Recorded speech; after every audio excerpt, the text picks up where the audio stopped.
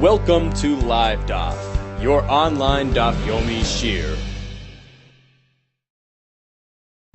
Shalom, welcome back to today's Daf, which is Eruvin Daf Lamed Zayin. We're at the last line of Lamed Vav Amud Beis, and we're discussing the concept of Breira. Breira means verification. That the future verification can go ahead and impact a process which has already been initiated and was pending upon that future verification, that future Breira. The question is, does that work? For instance, in a case where a person places a double Erev Tchumen. He places one Erev material to the east of the city, another Erev material to the west, and he says, look, I'm going to decide tomorrow which one I would like to use for my Erev. So tomorrow's decision is actually going to activate retroactively the Erev. The question is, does that work? Can a person initiate a process which is pending upon his decision at a later date? The Mishnah tells us he can do so.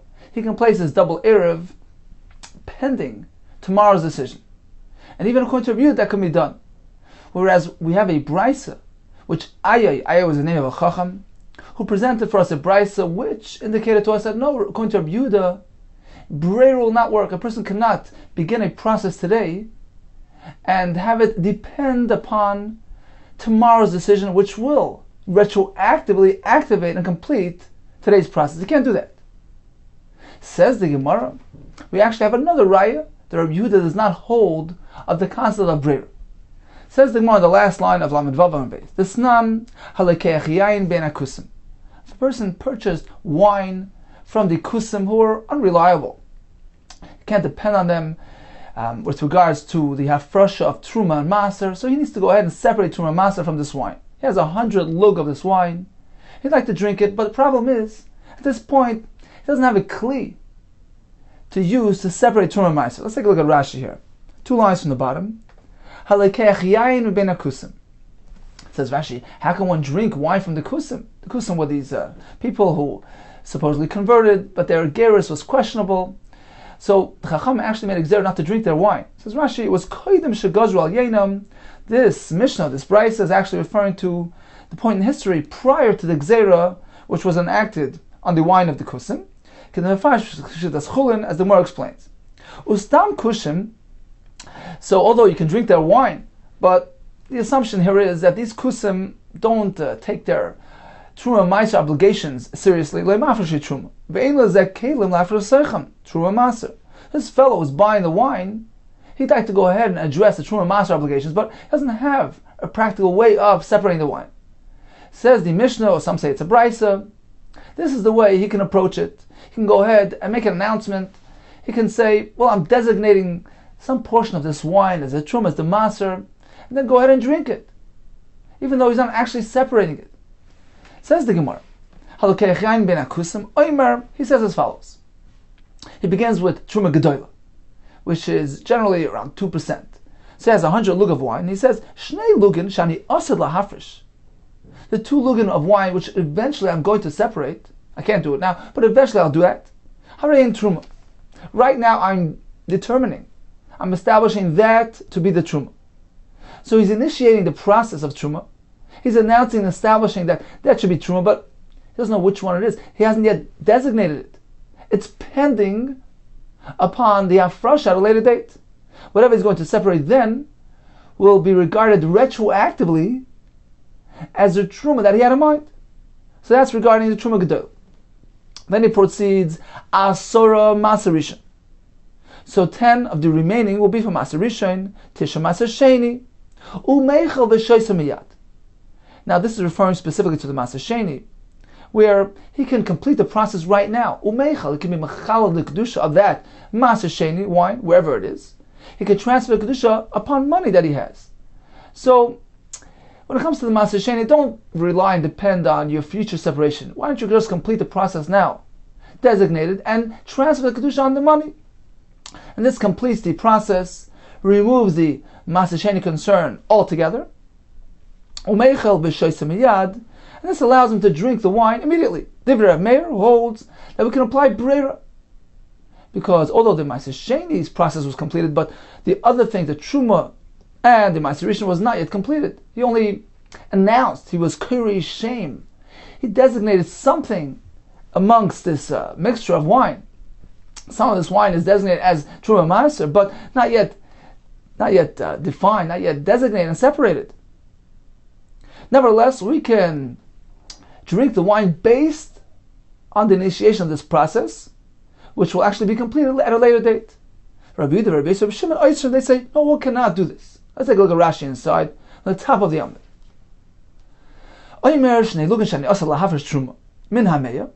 So 2 out of 100 is a Truma Rehein B'Seichai. So it should be somewhere in this mixture, and it should be Truma. Umeichel, this is referring to the Maser Sheni.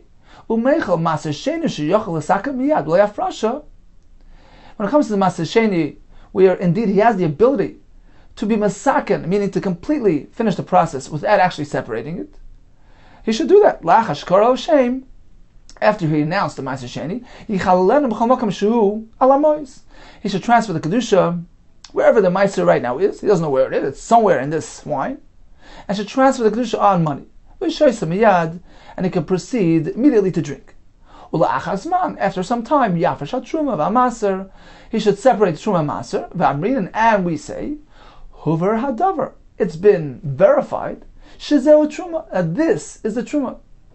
So although the initial announcement of the Truma Maser was just an initiation of a process, which was pending upon the Afrasha at a later date, that's okay.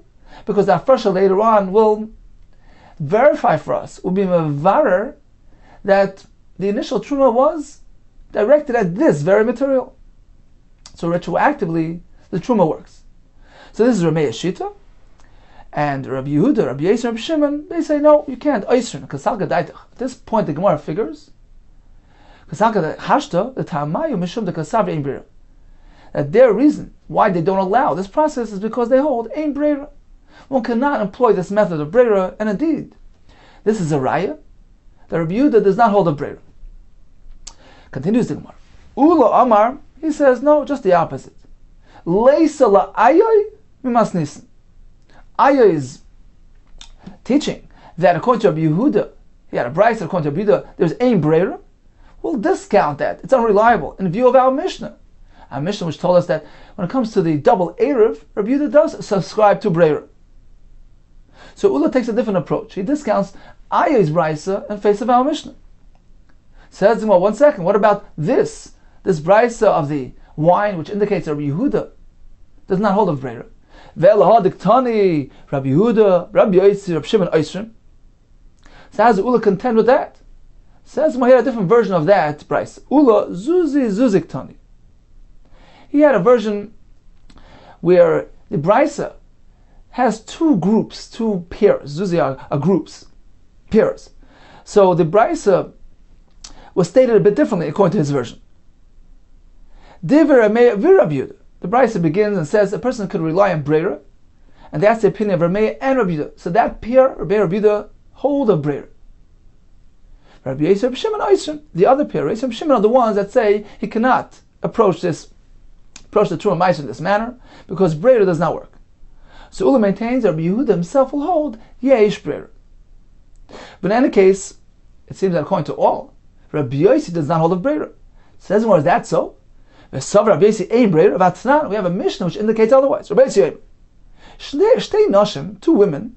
We're speaking about the women who need to bring birds for their carbon. For instance, after childbirth, they need to bring each one a kan.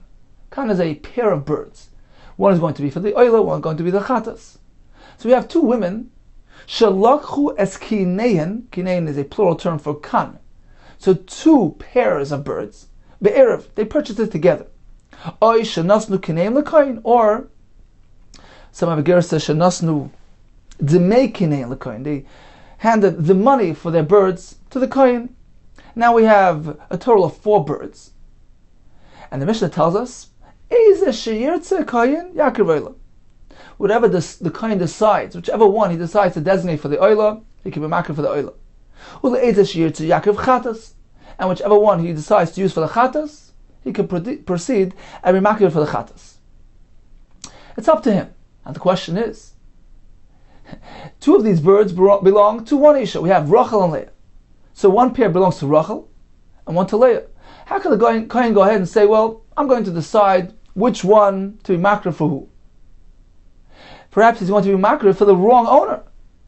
How can we rely on the determination of the Kohen, the breira of the Kohen, the verification, which happens only later, to determine for us, retroactively, which bird belonged to whom? You're relying on breira. So you see, Rabbi Yossi hold yesh breira. I'm a rabbi, no. Hasam, you know what we're speaking about? Over there it's speaking about keshehisnu. When they purchased, when they handed the money, they made it tonight. It was conditional. They said, look, we're not defining, we're not designating right now whose bird belongs to whom. We're handing it to the Kohen, whatever he decides to do, whichever one he designates for whichever woman, that determination will establish matters. So in this case, it's different. It doesn't rely on breira. Why? Because breira means you've initiated a process.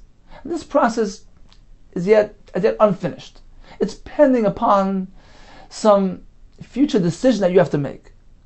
That doesn't work, according to Rabbi Yossi. However, in this case, where they didn't initiate any process, they took the birds, they purchased it b'shutvas, they purchased it together without defining which one belongs to whom. They gave it to the Kohen, totally dependent upon the Kohen's decision. So it's up to him. It's not like we initiated the process and the Kohen will simply define and verify it for us. And that will have to take place and applied retroactively. It's the Kohen, it's completely his decision, it's his business. Or they gave him money, buy the kingdom for us. It's your decision. Whichever one you'll designate for Rachel is for Rachel, whichever one for Leah is for Leah. So here it's different. It doesn't rely on breira altogether. Says the Gemara, if that's the case, what's the chiddush here? It's a very simple, straightforward halacha. Well, why would I think otherwise? Says the Kamash Malon, there is a chiddush here. The Mishnah is teaching us that perhaps there is a problem here. Because since they purchased two pairs, one kan and another kan, and each kan is meant to have an oila and a chatas. So perhaps that becomes determined and established. You can't go ahead and mix and match. You can't go ahead and say, well, I'll take this kan and makriv it completely for the oila, and the other pair completely for chatas. Right? One oila and chatas per woman. Perhaps you can't do that because each pair, each kan is meant to have a chatas and an oila. So that's the chiddush here. We don't say that. Kamash Malka Rav Chizda.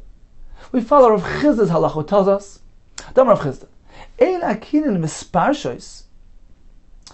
The pairs of birds that are brought by these fellows who need the kapara, who require one bird for chatas, one for oila, that doesn't get determined and established and designated unless that designation happens during one of two events. Either when they actually purchase those birds, the shas kelekicha, then you have the ability to define and designate which one's chatas, which one's oila. Or, if you haven't done so during the time of purchase, the kohen during the shas hakrava will do that. But in this case, when it was purchased, it wasn't yet designated, then although you've purchased two separate pairs, you can go and mix and match. You can say, well, both birds of this pair are oila, both birds of the other pair of chatas, without any concern. So that's the chiddush of the Mishnah.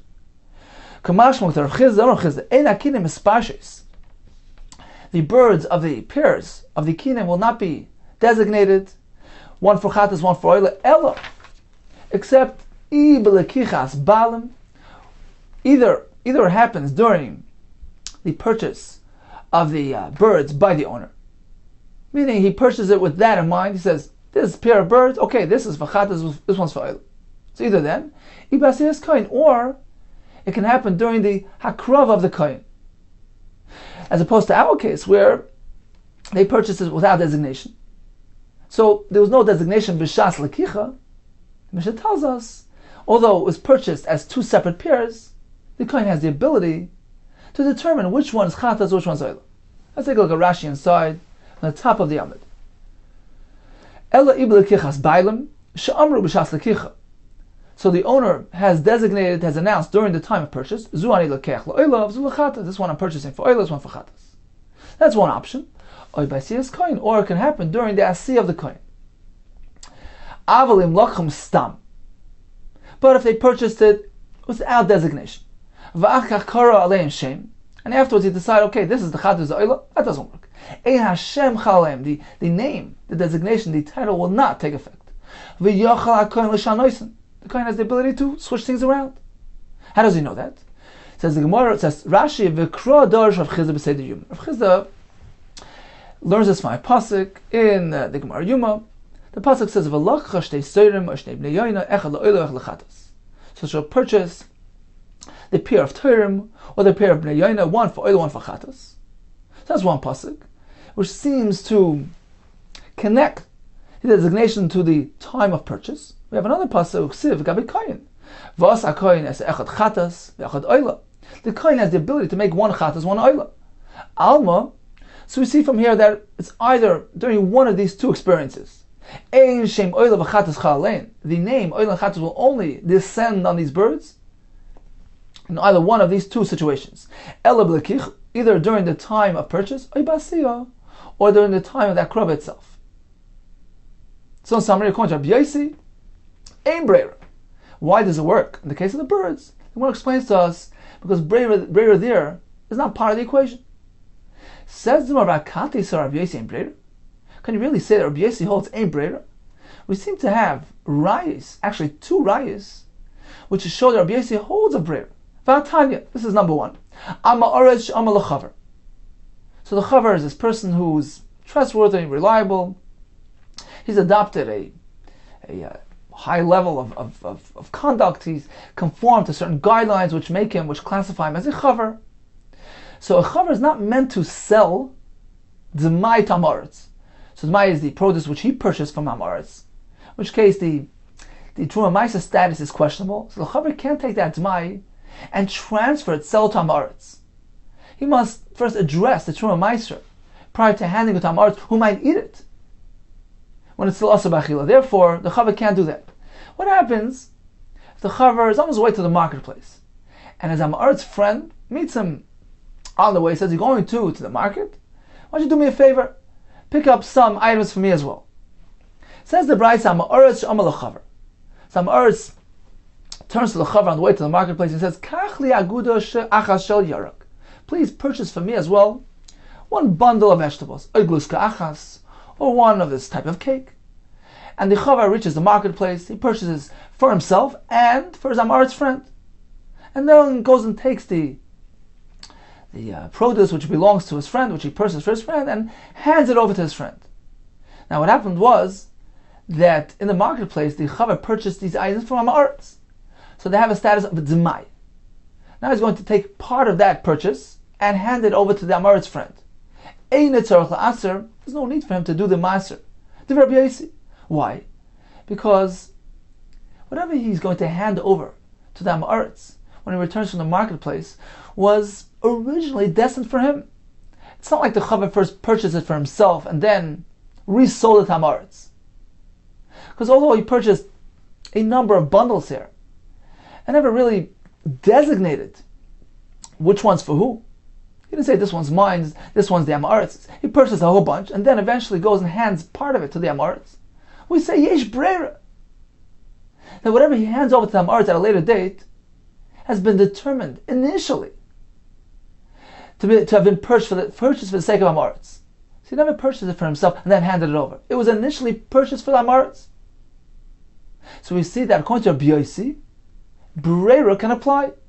What happens later has the ability to retroactively affect and impact the earlier event. He's required to take off maser from the produce which he hands over to the Amaretz. Why? According to Chacham, we say ein breira. We don't know what's what, perhaps. What you're giving him was something you'd purchased for yourself, and now you're handing him something of your own, which is Asa B'achila, it's Dmai. You can't do that. You can't give that to Amaretz. You need first to take off Maiser. So you see, Rabbi Yossi holds the Yesh Breira. This is in contrast with Rabbi Yossi, who tells us earlier in the halacha of the wine there, that Ein Breira says more Eifach. Evidently, you must switch the gersa around. It's Rabbi Yossi who holds Tzarech La'aser because he holds Ein Breira. Toshma, let's bring a raya from the next brisa. Ha'omer maser sheyesh li b'beisi. A person makes an announcement. He says, the maser sheni that I have at my home, mechulol al sela, the kedusha of that maser will be transferred on a sela coin. Which one? He has a pocket full of coins. So he says, on the coin shetala biyad min hakis, which I'll bring up when I stick a hand into my pocket. So at this point, the coin is yet undefined. Nevertheless, it works. Divrei Rabbi Yossi, that's the shita of Tanakam. That's the shita of Rabbi Yossi. Rabbi Yossi, if he says, he makes this announcement that the kedusha of the Maser Sheni will be transferred onto that coin, whichever coin which will come up in my hands. When I put my hand in my pocket, Rabbi Yossi says, mechulol, the maser gets transferred. So we see that Rabbi Yossi holds a breira, because at this point, that specific coin has not yet been verified and defined. Nevertheless, when that coin is pulled out of his pocket, we say, this is the coin that he had in mind. So the verification at a later moment will go ahead and retroactively complete that initial process. So you see that Rabbi Yossi holds a breira. There's more eifach here as well. We must switch things around. Meaning, Rabbi Yossi does not hold that it works. Rabbi Yossi doesn't work. Says it on 1 second. You're taking two brises, which state clearly that according to Rabbi Yossi, breira works, and you're switching things around. You're amending them. Why? In view of the fact that you have an earlier brisa with the story of the wine, where Rabbi Yossi seems to say, ein breira. Umay chazes, why do you prefer the afches tarte mikam achada? You're going to go switch around two brises in view of one brisa. Do the opposite. Eifo chachada mikam tarte. Why don't you better switch around one brisa in view of two brises, 2 against 1? Meaning, rather than switch this around, switch around the earlier brisa and say that according to Rabbi Yossi, he can go ahead and do that truma maser with the wine, although it involves breira, because Rabbi Yossi holds a breira. Just as we find these two brises, Rabbi Yossi holds a breira. Says the Gemara, no. Ha vada ifchatanya, because this second brisa with the Maser Sheni is certainly meant to be switched around. Why? Diktani Sefer. Because that brisa concludes as follows. Umaydi Rabbi Yossi will agree in the following case that will work, because it doesn't involve breira. But Omer, when he says Maser Sheyeshiv Sech Beisi, the Maser Sheni that I have in my home, Yeh Mechulal Al Sela Chadosha, will be Mechulal, the kedusha will be transferred on a new coin, Shetal Biyad Min HaKis, which I'll pull out of my kiss, as a pouch or a pocket. In this case, Shechilal, it works. Says the Gemara, Medika Amar Hacha Shechilal. The fact that the Brisa tells us that specifically here it works, that appears to indicate to us Mechlal Da'asam Lechil, apparently in the earlier case where there were several coins in his pocket, where breira is required to be applied, in that case it won't work. So it's very clear that Rabbi Yossi does not hold of breira.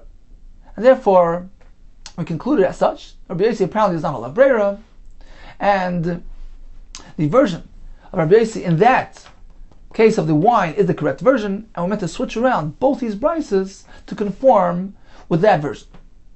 It says, well, let's analyze this brisa with the Maser Sheni. Hi Sela Chadosha Eichidami. So we have another case where it works. Why? Because it's a new coin, and apparently breira doesn't need to be employed. So well, what are we speaking about? Idika Tartit Las. We're speaking that there are 2 or 3 coins in that pocket. The Yesh breira.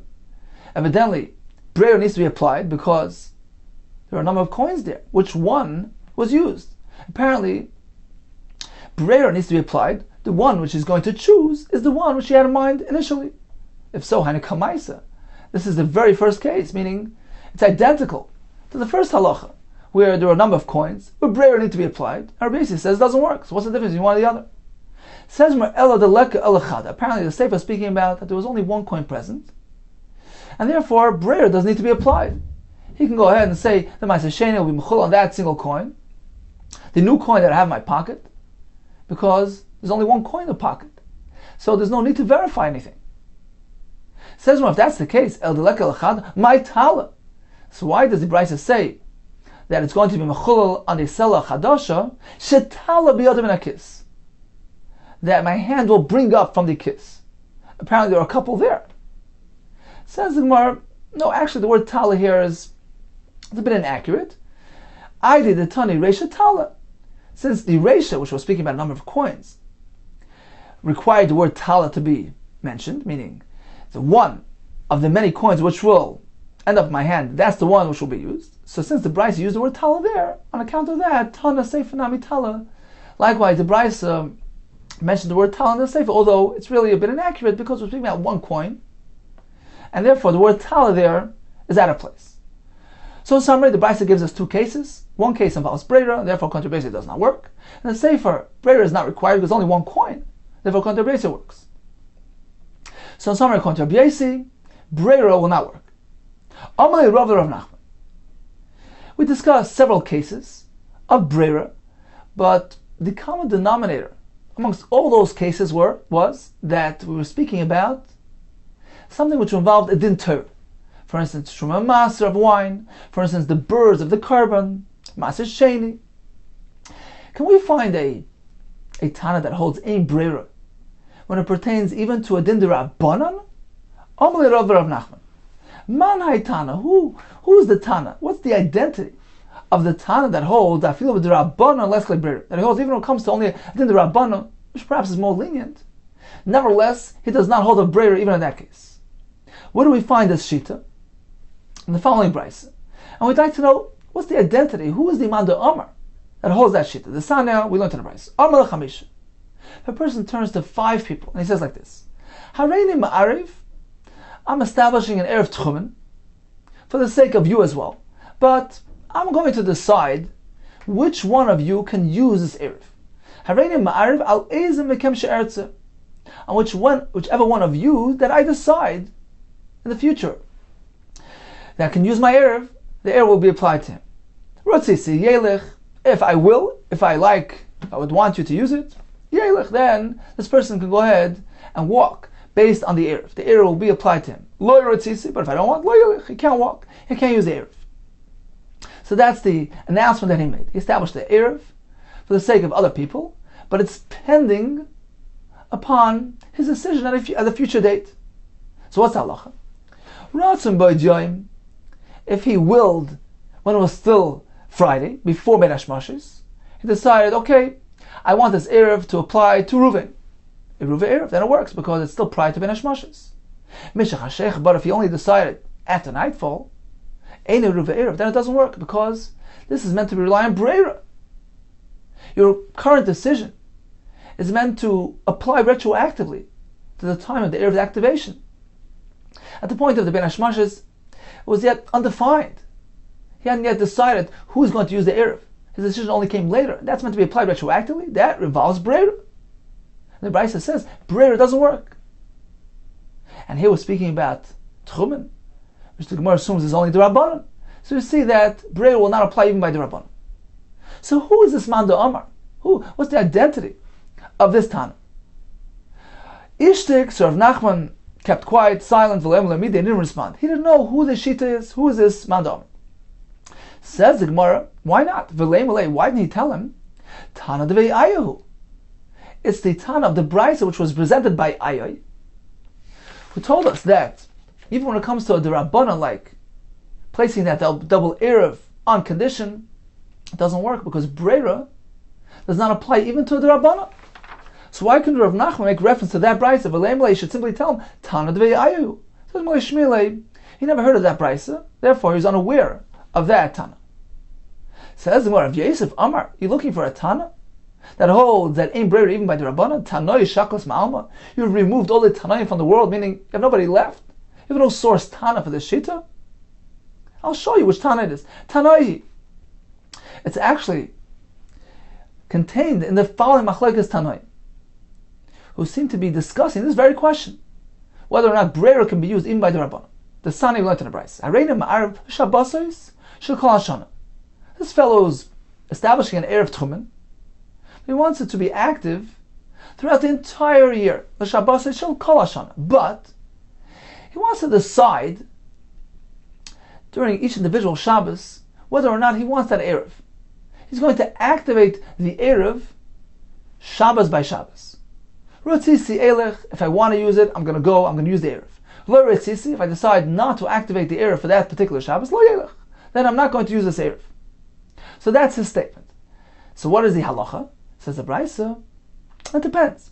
Rotzim by Joim, if he decided when it was still daytime, I'd like to use this Erev for this Shabbos, I'd like it to be activated during the coming Ben Hashmashas, Erev, then it works. Because the process has been completed prior to Ben Hashmashas. There's no pending process here. Breira is not required.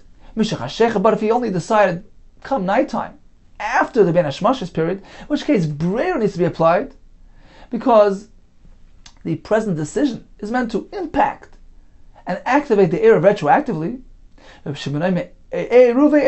Yeah, it works, because Breira can be applied here as well. The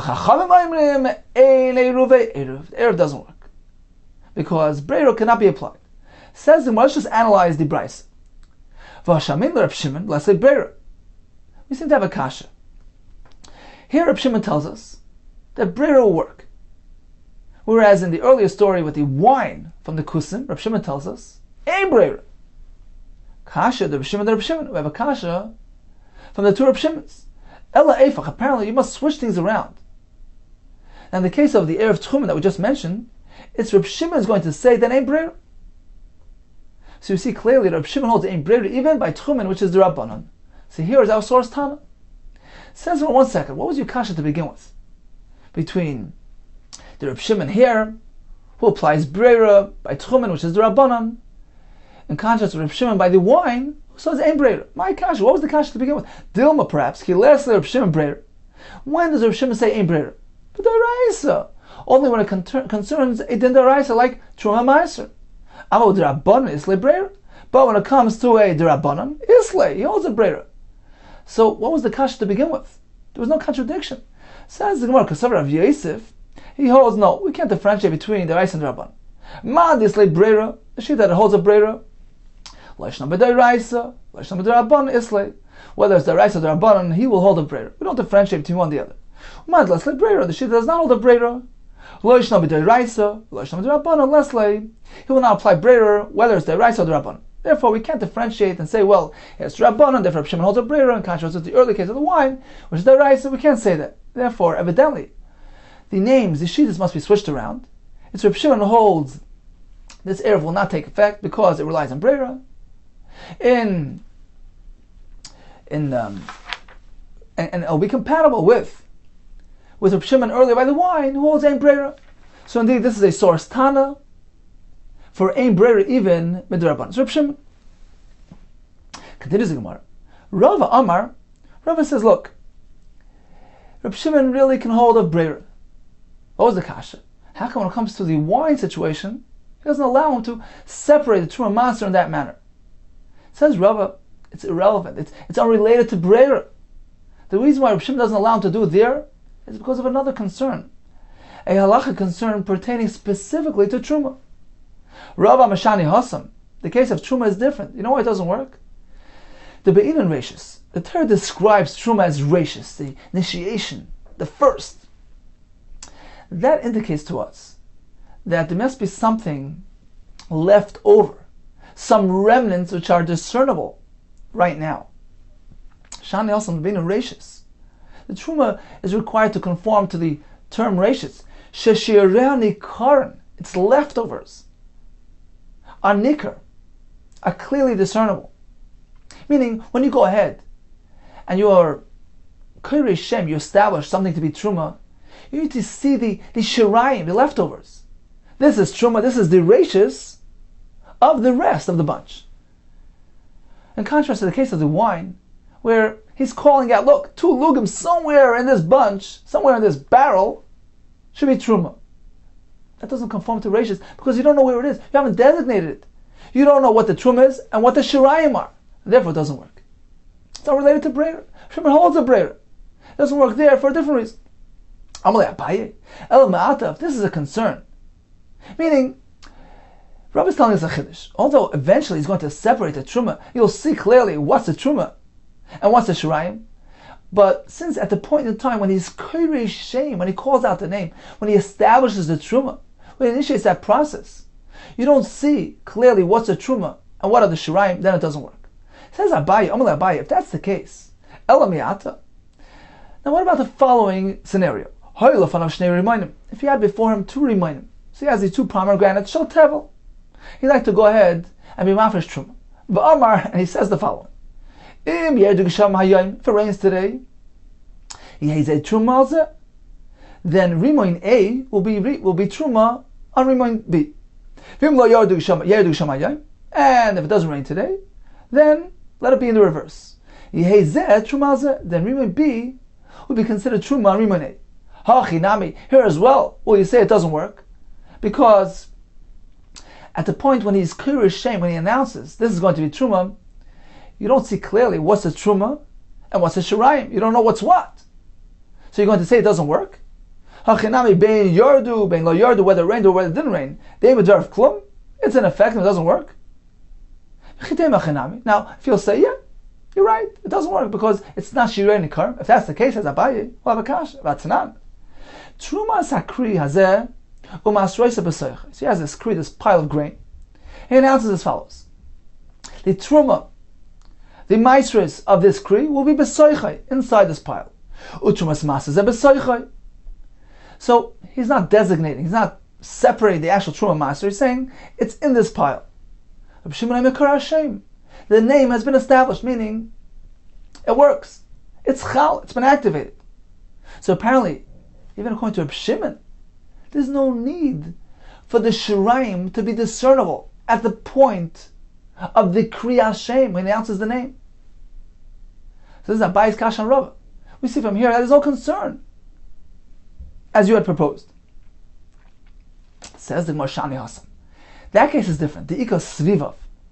Because what are the words that he's using? He's saying Truma Sakriya Zeh B'soichai. B'soichai means right in the middle. He's designating a location for that Truma. The Ika Svivav. There are the Shiraim around that Truma. It's not undefined. It's not undesignated. He's very much designated where the Truma should be. It's right in the middle. It's in the middle of that pile. So here, it's Shirei Nekarim. It conforms with that requirement. Continues the Gemara. Let's get back to the initial question. We had an apparent contradiction between Reb Shimon, who tells us that one can place an Erev pending on future decisions, so Brera works. In contrast with the earlier Reb Shimon, when it comes to the wine, who tells us he cannot go ahead and be mafresh his Truma Maser in this manner, where it appears he's depending on Brera. So Rabbi told us, no, Reb Shimon holds a Brera.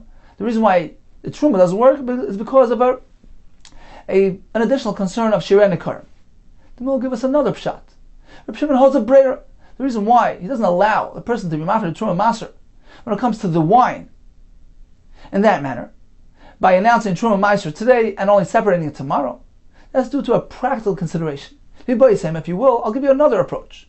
Because Tani Taima, Reb Shimon's hesitation by the wine is based on the reason that he himself announced to Reb Meir. The Brisa there concludes like this. Reb Meir, the other Tanoim called out to Reb Meir. Did you not agree that there's a concern here? Fine, Brera works. But there's a practical consideration. Because, let's face the facts, the point of the Brera is that it's only initiation of the process. He needs to actually separate it tomorrow. Now let's say he doesn't actually separate it tomorrow. Then the process has never been completed. The Torah Maisa has never been addressed. And when he drank the wine today, he has drunk Tevel. So they told him like this. Do you not agree? Let's be concerned that the noid, this flask, this container, will split, will crack. And the wine will flow out. He'll never actually come to complete the process, to separate Torah Maser. It turned out that he's going to be drinking Tevel retroactively. So let's be concerned about that. Amar Meir responded, like Sheyivaka. I'll worry about it when it happens. Meaning, I'm not really concerned about this far-fetched scenario. And therefore, he can go ahead and proceed with this process. Let's take a look at Rashi inside. 4 lines from the bottom. It says, it says Rashi, Reb Shimon Islay Brera. Let's assume Reb Shimon holds a Brera. Why doesn't he allow this person to do the process by the wine? You know why he ashes by the wine? It's not because he holds a Brera.